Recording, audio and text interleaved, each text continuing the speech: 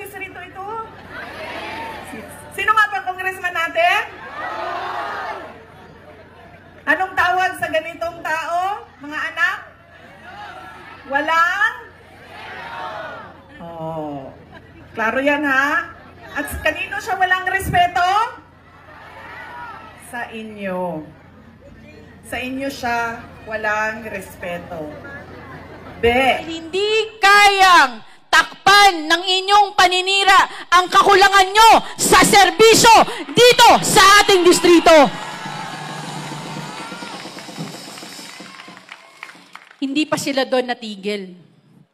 Naghanap pa ng dayo. Kala mo liga? May hugot?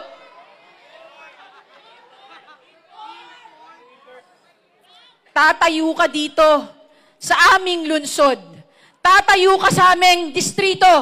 Wala ka naman na ambag sa mga buhay ng aming mga kadistrito.